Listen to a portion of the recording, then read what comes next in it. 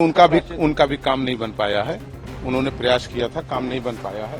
Samajwadi party को राज्यसभा चुनाव के दिन उस वक्त सबसे बड़ा झटका लगा जब अखिलेश यादव के करीबी और समाजवादी पार्टी के कद्दावर नेता कहे जाने वाले मनोज पांडे ने न सिर्फ मुख्य सचेतक पद से इस्तीफा दिया बल्कि सपा के पक्ष में वोट भी नहीं किया।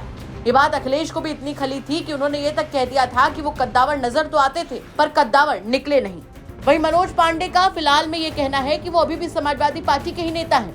राम मंदिर दर्शन से लेकर रामचरितमानस पर टिप्पणी तक मनोज पांडे ने खुलकर अपनी बात कही, लेकिन जैसे ही सवाल पल्लवी पटेल का आया मनोज पांडे गुस्सा गए।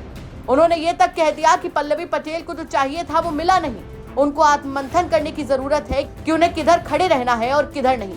सुनिए आप भी राम मंदिर, रामचरितमानस, इसी के साथ साथ समाजवादी पार्टी और पल्लवी पटेल को लेकर मनोज पांडे ने क्या कुछ कहा। मैं समझता हूं मैं बहुत सौभाग्यशाली व्यक्ति हूं कि भगवान प्रभु श्री राम के दर्शन का सौभाग्य हमें सपरिवार मिल रहा है। मैं उनके चरणों में जाकर के इसके लिए उनका आभार प्रकट करूंगा, कोटि कोटि आभार प्रकट करूंगा। उनके दर्शन मात्र से ही, जब कहा जाता हो कि भगवान प्रभु राम के दर्शन मात्र से ही व्यक्ति को बहुत असीम ताकत मिलती है, और मैं तो ताकत इस बात के लिए मांगूंगा कि अपनी विधानसभा क्षेत्र ऊंचाहार, अपने जनपद के लोगों को और प्रदेश भर के उन तमाम लोगों को जो कि अभी भी समाज में अंतिम पायदान पे किसी कारण से पड़े हैं, उनको छांटना है, उनको ढूंढना है और उनको मुख्य धारा से जोड़ना है। मैं ये जरूर उनसे भगवान से मांगूंगा। दर्शन करने जा रहे हैं, कितना गर्वान्वित महसूस करेंगे, क्योंकि जहां पे समाजवादी पार्टी में थे वहां कई बार देखा गया रामचरितमानस का कभी अपमान किया गया, कभी राम का, कभी सदन में उनके विरोध में किया गया। कितने हजारों वर्ष पूर्व लिखी रामचरितमानस पर लोगों ने टिप्पणी की, लेकिन मनोज पांडे जिंदा व्यक्ति हैं और मैं मानता हूं कि अगर व्यक्ति सही नहीं बोल पाता है तो वो मृत शरीर के बराबर है। मैंने वहां पर भी इसका विरोध किया है, लगातार किया है, इसका प्रतिरोध किया है और मैं बहुत हर्षित हूं, बहुत मन में खुशी है जिसके जैसे समाजवादी पार्टी से अलग हुए हैं। नहीं, मैं समाजवादी पार्टी में हूं, मैं कहां अलग हुआ हूं?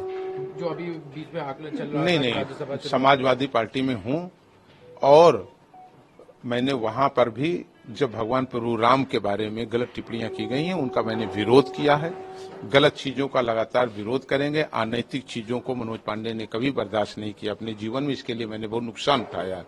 लेकिन भगवान प्रभु राम के ऊपर हमला हो, भारत माता के ऊपर हमला हो, सनातन पर हमला हो, ये अधिकार न भारत के संविधान में और न एक स्वस्थ और सभ्य समाज में किसी को दिया गया है। जो इसका अपमान करेगा, जो गलत टिप्पणी करेगा, उसका अस्तित्व समूल रूप से नष्ट हो जाएगा।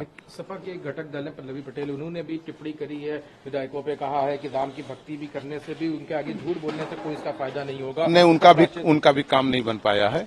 उन्होंने प्रयास किया था, काम नहीं बन पाया है, तो वो उनकी किसी बात पर हमको कोई जवाब नहीं देना। उनको आत्ममंथन करने की जरूरत है और दिमाग को एकाग्र करने की जरूरत है कि कहाँ खड़ा होना चाहिए और कहाँ क्या बोलना चाहिए। अभी आप निकल रहे हैं, इससे पहले अभी आप सीएम योगी से भी मुलाकात करेंगे? नहीं, हम अपने निजी काम से जा रहे हैं और फिर परिवार आ रहा है, उसके बाद दर्शन के लिए परिवार के साथ जाएंगे। जी, परिवार। तो फिलहाल मनोज पांडे लगातार मीडिया के सामने बात कह रहे हैं कि वो भी समाजवादी पार्टी में हैं, लेकिन जब से उन्होंने राज्यसभा चुनाव में मुख्य सचेतक पद से इस्तीफा दिया है उसके बाद से ही उन पर समाजवादी पार्टी हमलावर है। और समाजवादी पार्टी की सहयोगी पल्लवी पटेल ने जब विधायकों पर निशाना साधा तो उसके बाद जब मनोज पांडे से उनको लेकर सवाल किया गया तो उन्होंने पल्लवी पटेल को लेकर जमकर हमला बोल दिया। आपका इस खबर पर क्या कुछ कहना है कमेंट बॉक्स में जरूर बताएं। ब्यूरो रिपोर्ट यूपी तक।